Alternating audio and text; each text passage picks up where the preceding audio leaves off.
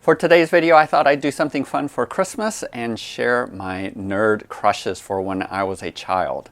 Now, there's a couple of things that I need to clarify before I get started.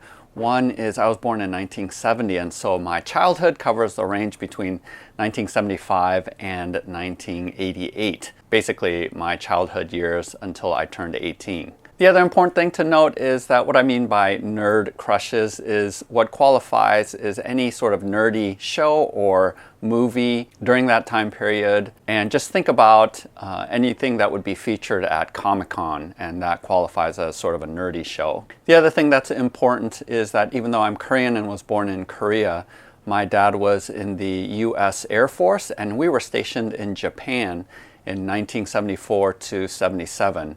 When I was 4 years old to 7 years old. And so that had an impact on the kind of shows that I was watching at a young age. Also, right before I declare number one in this top 10 list, I'm going to take a hiatus and share about the most annoying sidekick characters from among these shows, which interestingly enough, there's a lot of them. So I'll mention that right before we get to number one. But we're going to go ahead and start off at number 10. So my number 10 is Lieutenant Sheba from Battlestar Galactica.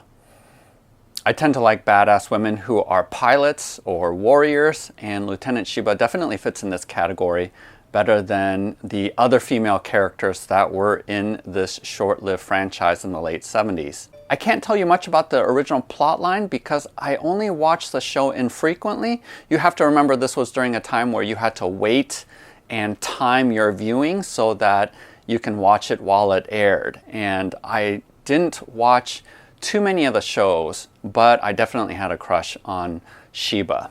So number 9 on my list for childhood crushes is going to be the first of many animated characters on this list, and that's going to be Cheetara from Thundercats. The original Thundercats had amazing animation and a really cool premise with a great bad guy.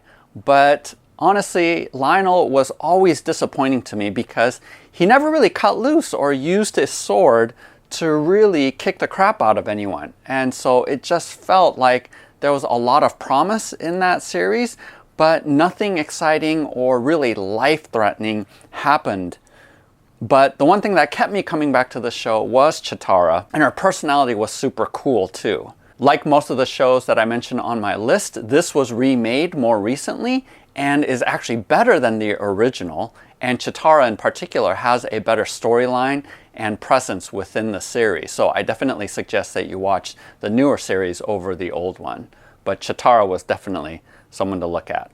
Number 8 is Yuki Mori, or the Americanized name was Nova Forrester. And this was part of Star Blazers. I watched Star Blazers both when it aired in Japan and then when we returned to the United States.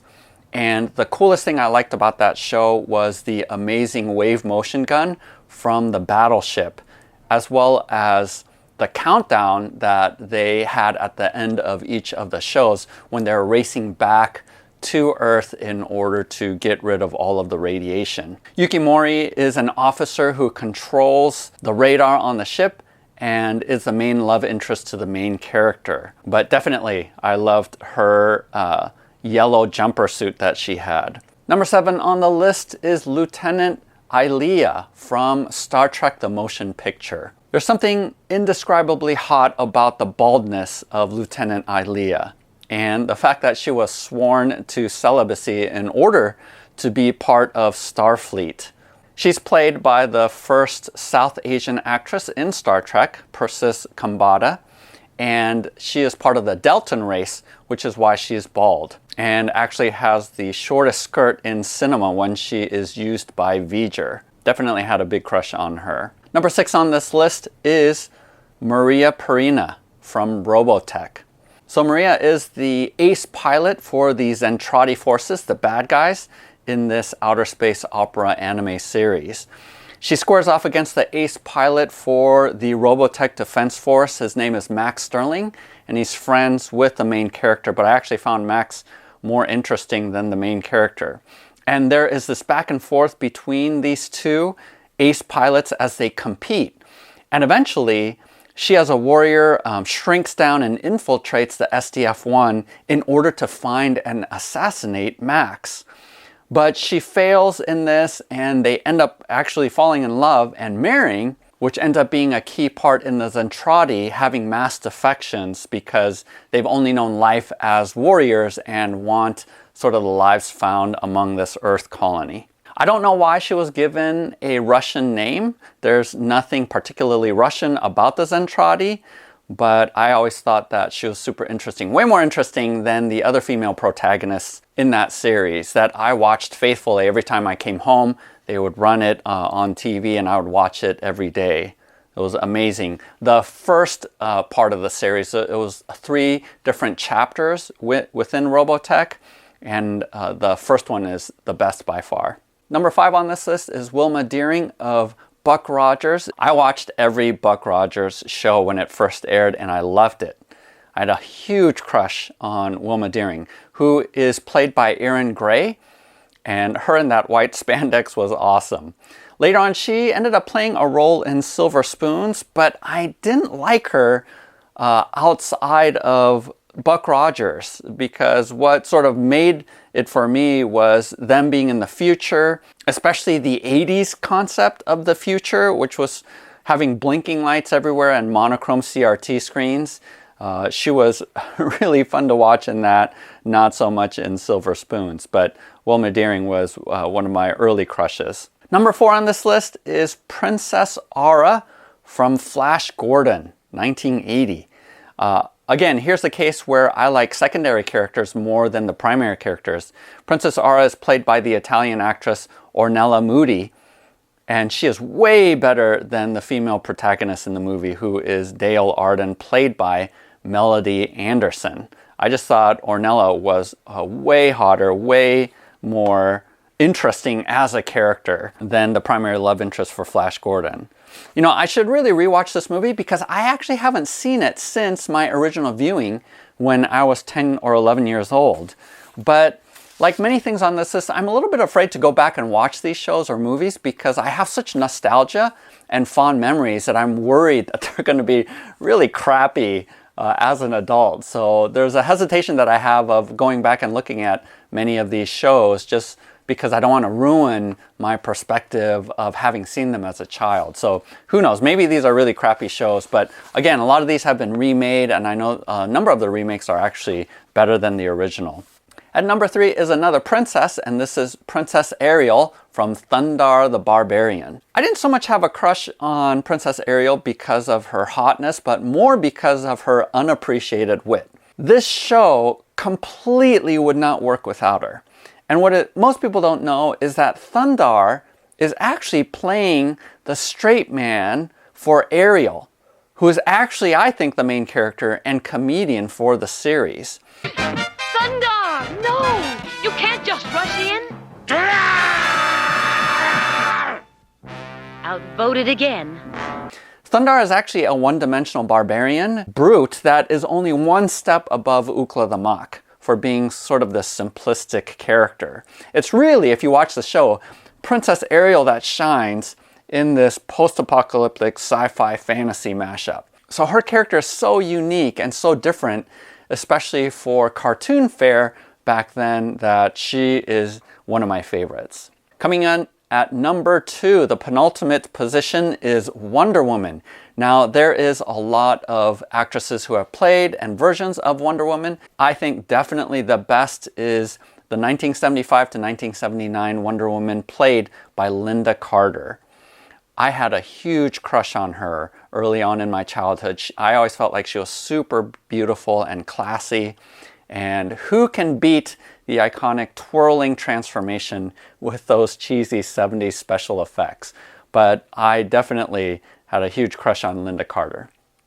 So like I mentioned before we get into the number 1 spot for my childhood nerd crush, I do want to pause and say that here's a list of the sidekick creatures that was common during the 70s and the 80s, and I don't know why producers felt obligated to put in these super annoying characters in the series. But the first one actually is from Battlestar Galactica, and that is Muffet.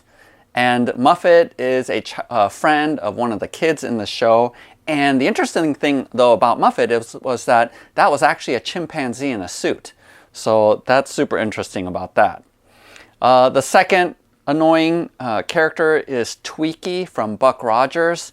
Every time he said "biddy, biddy, biddy," I just wanted to shoot the TV. He was super annoying to me. Another annoying character is Uni from Dungeons and Dragons cartoon. I totally thought that he was super annoying, especially that nasally voice that he had.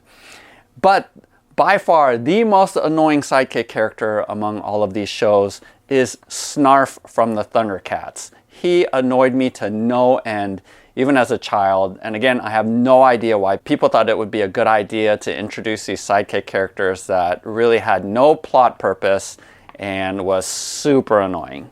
All right, so now to my number one nerd crush, and that is the one and only Diana the Acrobat from Dungeons and Dragons cartoon. Diana is by far the best of the bunch of that group, and clearly hotter than Sheila the Thief, whose only ability was her disappearing cloak. So Diana was way more awesome with her acrobatics and being able to knock out bad guys with her magic pole, and they even nailed her appearance in the recent live-action commercial by Renault. If you haven't seen that, take a look at it in the links below, because that would be so awesome if they came out with a live-action version of Dungeons and Dragons. But I think one of the reasons why a D&D character is my number one has more to do with the influence that D&D had when I was a child in the 70s and the 80s. Because you have to remember, during that time, D&D was fringe, and remember that people used to think it was dangerous for kids because parents were worried that their kids would go overboard and would be lost in their character, that you would end up worshiping the devil. So D&D was sort of seen as a super fringe game and even dangerous to play. So what was interesting to me was that D&D as a whole was sort of for outsiders or people that weren't within the norm.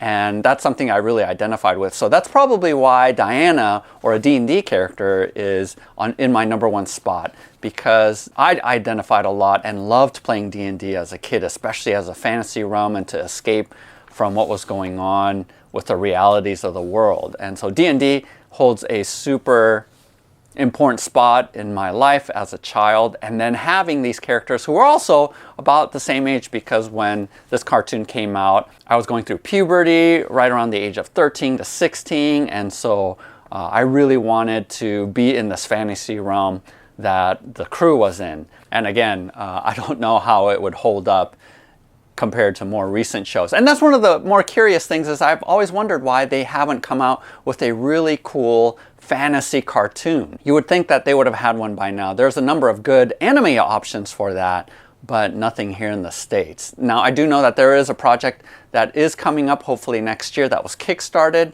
with the folks who play D&D online, but thus far, again, I'm surprised that they haven't come out with either a better D&D movie or a series, an animated series. That would be awesome. So there you go. That is my top 10 nerd crushes that I've had. What are yours, or am I missing any? For those of you who were born about the same time that I was, did I miss any from the 70s and the 80s? And then for those of you who were born later, what are the nerd crushes that you have had, maybe with some more contemporary shows?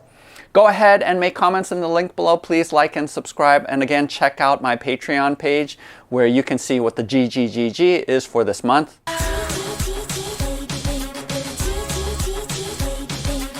At the end of each month, Bob the Beholder picks a Patreon supporter to receive a gratitude gift. And for December of 2020, we have 3 of them. One is a dragon from Archon Studios. Another one is Super Fantasy Brawl, the Kickstarter edition. And then also, the third one is the Kickstarter edition of Last Aurora. Go ahead and check out my video here if you want to take a look at that. We'll be doing that draw at the end of the month. Otherwise, Merry Christmas. Hope you have a good holidays and turn into the new year. We'll see you next time.